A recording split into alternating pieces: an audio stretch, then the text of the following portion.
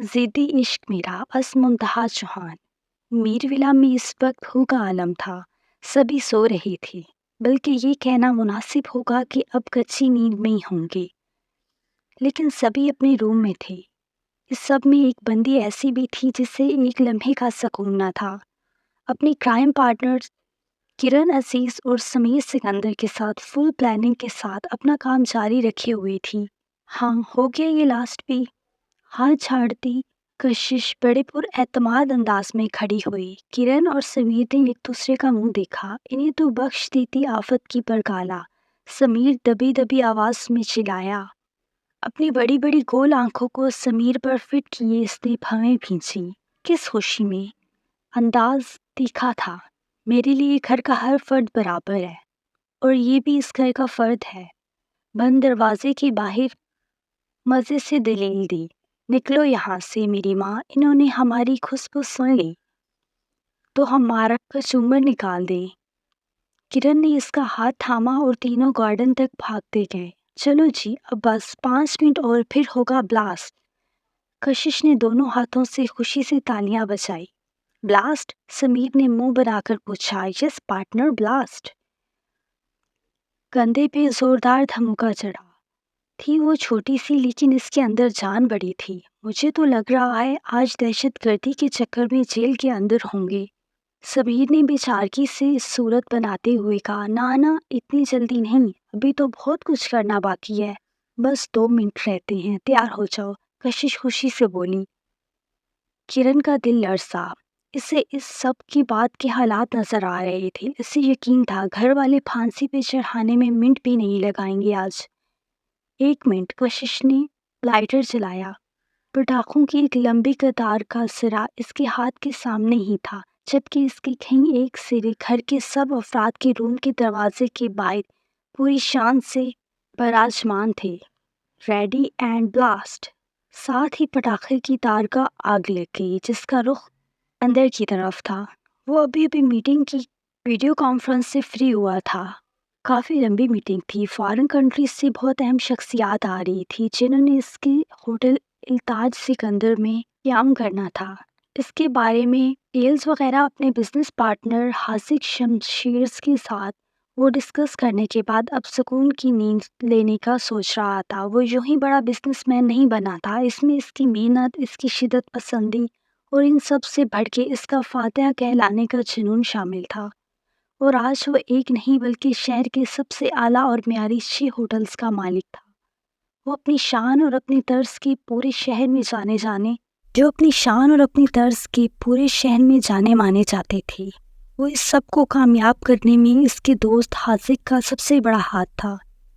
ये कोई और नहीं, मीरविला के सबसे बड़े पोते मीर हामीन सिकंदर है, जो अपने नाम के बाद एक ही हैं। अभी वो नींद की वादियों में खोने ही वाला था कि एकदम से बाहर से जोर जोर की आवाज़ें आने लगी, और एक पल को तो वो अपने हवास बहाल करने में लग गया। शायद गोलियां चल रही हैं हमारे घर में।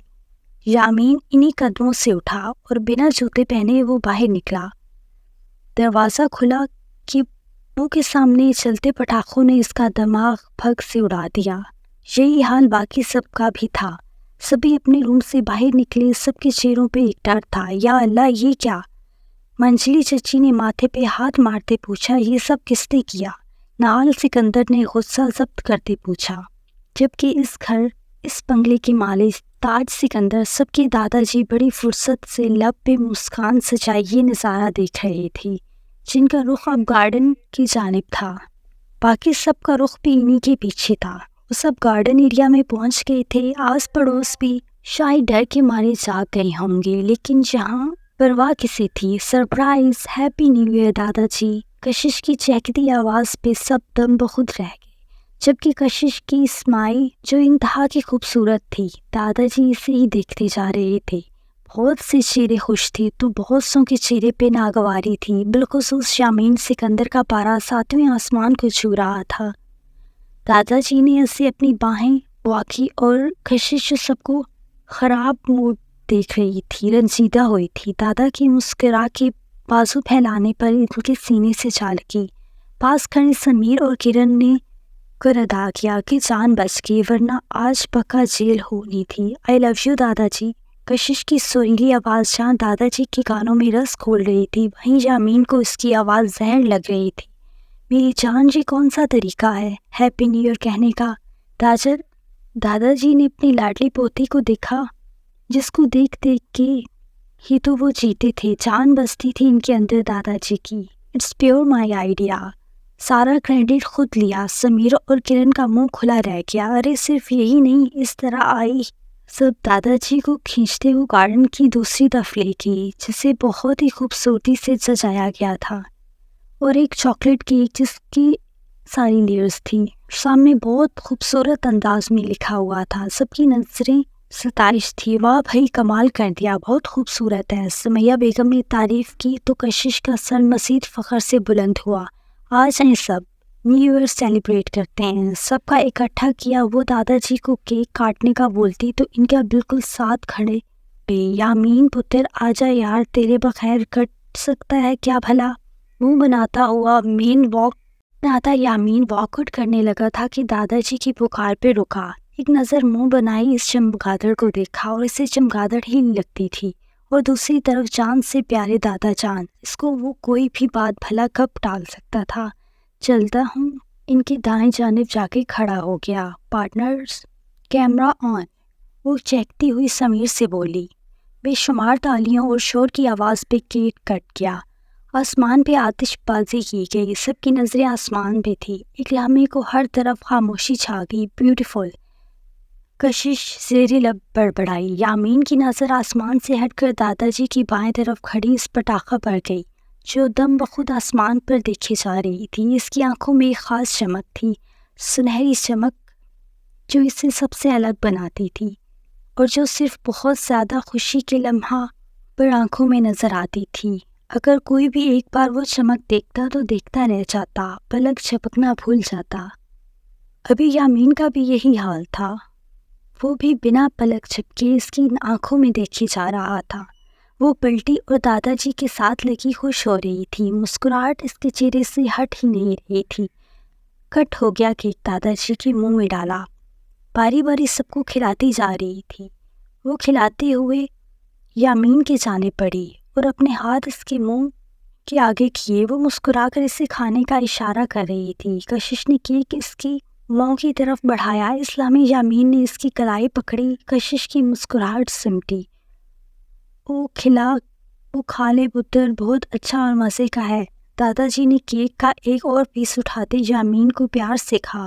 یامین نے اسے ہاتھ سے کیک لے کر سائڈ پلیٹ میں رکھا اور وہاں سے نکلتا چلا گیا۔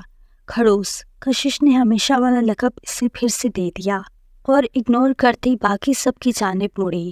سیلفی ٹائم، سب کو اپنے ساتھ کھڑا کیا۔ وہ سیلفیاں لیے جا رہی تھی جبکہ دور اوپر ہی اپنے روم کی ونڈو سے یامین لب بھینچے یہ منظر بڑی ضبط سے دیکھ رہا تھا۔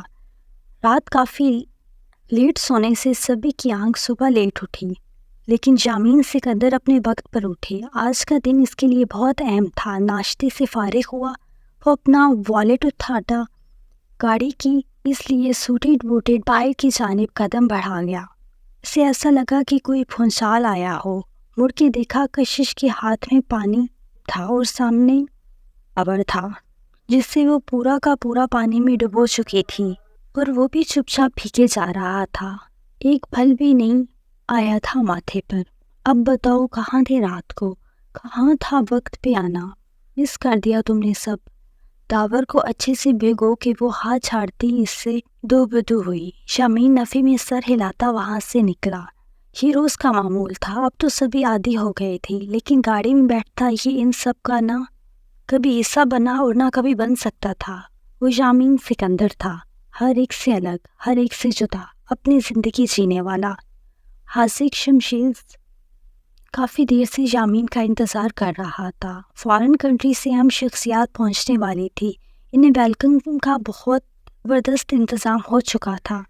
یامین کے پہنچتے ہی سب عمل الرٹ ہوا تھا۔ وہ کسی ریاست کے شہزادے کی طرح التاج ہوٹل میں داخل ہوا اور حاذق سے ساری ڈیٹیلز لیتا وہ اپنے آفس کی جانب بڑھا۔ آج کا دن کا آغاز ہو چکا تھا۔ السلام علیکم۔